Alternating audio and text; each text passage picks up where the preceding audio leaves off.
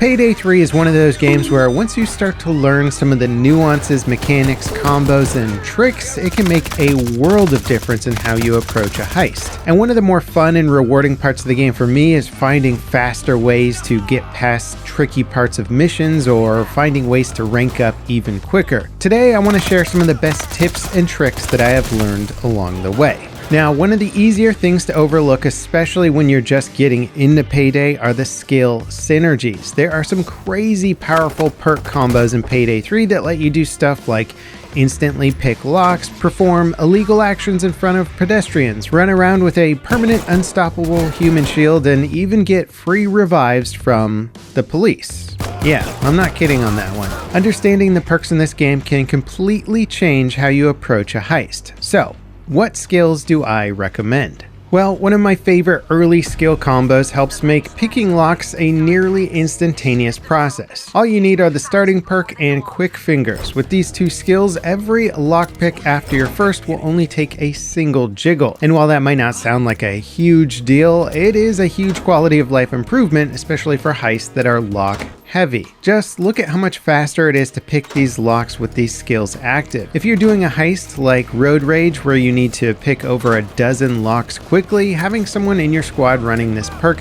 can be a lifesaver. Let them worry about the locks while everyone else deals with the cops or bags the loot. Now the next skill combo really is crazy, but first I wanted to give a huge shout out to the Payday 3 devs for sponsoring this video. Check out the game for yourself using my link in the video description. Okay, so the lockpicking skills are somewhat straightforward, but what if I told you that you could become basically invisible? The Grifter skill tree will let you do illegal activities in front of civilians and employees and even let you get away with trespassing in view of any camera. The base starting skill in this tree activates Rush when you're within 1 meter of a civilian while unmasked. With Rush active, the walk-to-walk skill lets you trespass in view of the cameras, and the social engineering skill lets you perform illegal activities in front of employees. This is a skill combo that basically rewards you for being brazen. The only caveat here is that you do have to have your mask off for it to work.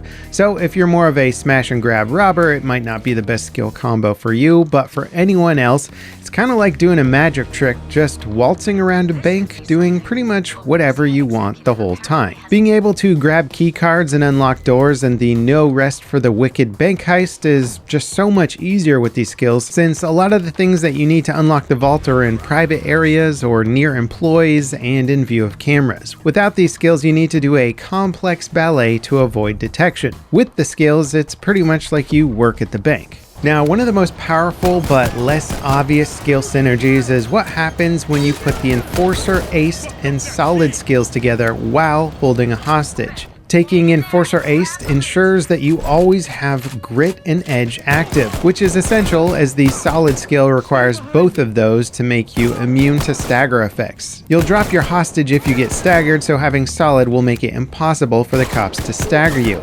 As for why you'd want to walk around with a hostage all day, well, there's some crazy benefits to this. Police are forced to resort to mostly less than lethal attacks when you're holding a hostage. They can still shoot you, but they won't throw explosives or gas grenades at you when you're near a civilian. Holding a civilian as a body shield with the Enforcer and Solid skills essentially makes it impossible for the police to kill you.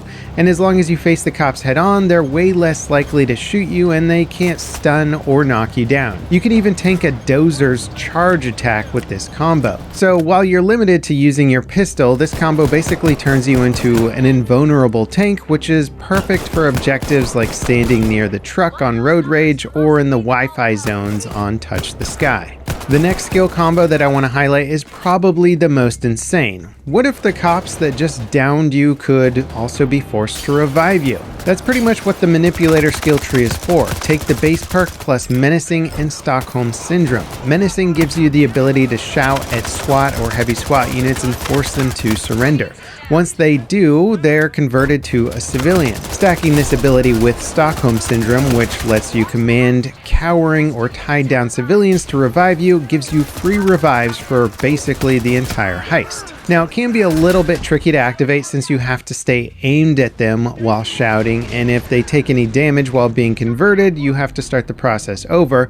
But once you've converted them, they behave like any other hostage and can also revive you. And what makes this combo so powerful is that, well, it's pretty rare for you to go down while you're right next to a civilian hostage, but you're pretty much guaranteed to be surrounded by cops while you go down.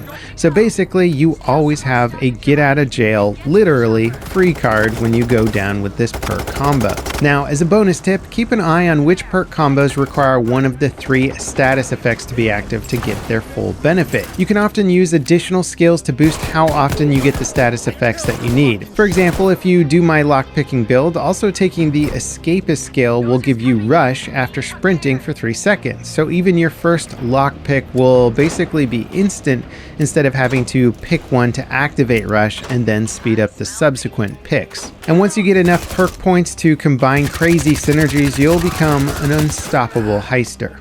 Now, outside of these skill combos, there's quite a few other strategies to help you maximize your profits. Being able to maximize your damage per second is essential to surviving heists on the insane overkill difficulty. If you're not using your ammo effectively on this mode, you're pretty much a goner. Obviously, going for headshots will increase your DPS, but there's a few other ways to quickly down cops that would otherwise be bullet sponges. Base tier police and SWAT are very susceptible to headshots, so that's going to be your best option with them. But as you move up to different enemies, things get a lot more interesting. Shield units can soak up almost limitless bullets, but if you shoot out the window of their shield, they can be easily headshotted. Now, zappers can be one of the game's most annoying enemies, but their taser ammo is easily visible on their hip. Shooting it will cause it to explode, shocking nearby enemies and making them go down faster. Grenadiers have a similar vulnerability in that shooting their ammo vest will make them explode. Of course, you gotta be careful, as being too close to either zappers or grenadiers will cause their ammo to actually damage you in the process. That said, you can also take some perks in the sharpshooter skill tree to buff your damage against armor and make the ammo explosions only affect enemies. Now, as for the stealth side of gameplay, there's actually some pretty cool mechanics that you might not be aware of. Throwing knives can work as both lethal throwables, but also as a distraction tool. If you need a guard to move out of position, toss a throwing knife in the direction that you want them to face. Just make sure that you avoid the retriever skill so that your knives break on impact, otherwise the guards will go on alert when they find the knife. Now, doors in Payday can be your best friend. Even while open, they still block line of sight with cops and civilians. So if you need a quick hiding spot in a relatively open area, open a door and get behind it. Now, of course, playing Payday with friends is probably one of the best ways to play, but if you're in the mood to just hop on and do some solo running, you can make your life a lot easier by taking advantage of your friendly AI. In the heist where you need to bag up a lot of loot to make it worthwhile, simply throw the bags at your bots and they'll hold on to it until you walk up and grab it from them. Load them up and move as a pack to where you need to go, and then grab it from them. This is definitely my favorite way to move loot around when I don't have other people in my squad. Now, for leveling up guns as fast as possible, the Touch the Sky heist has a special bathroom that you can camp in to survive waves and waves of cops. As soon as the heist starts, put on your mask and take out the guards. Grab a hostage and walk them over to the bathroom on the first floor. Put them in a corner away from the door, drop your ammo bag, and hop in the tub. Having a hostage in the room with you will prevent the cops from using explosives or gas, though they will throw flashbangs and send a literal army of SWAT units at you. Wave after wave of cops will try to root you from your porcelain fortress, but if you keep an eye on your health and ammo, you can keep this up for an extremely long time.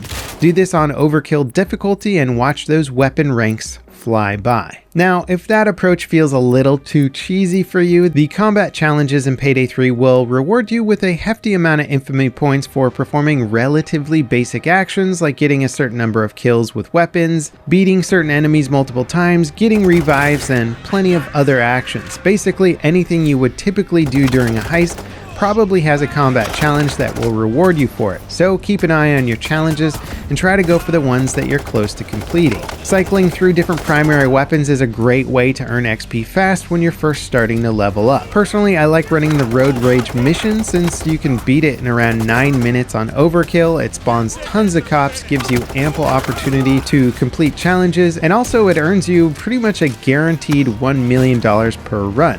And sometimes I just like to lay on the giant pile of money that I've earned from running this mission. Dude. Now, I hope this tips and tricks video helps you get the most out of your Payday 3 experience. If you enjoyed this video, don't forget to leave me a like, hit that sub button for more content, and the notification bell to beat that YouTube algorithm with me. As always, guys, thank you so much for watching, and I'll see you next time. This is Level Cap, signing off.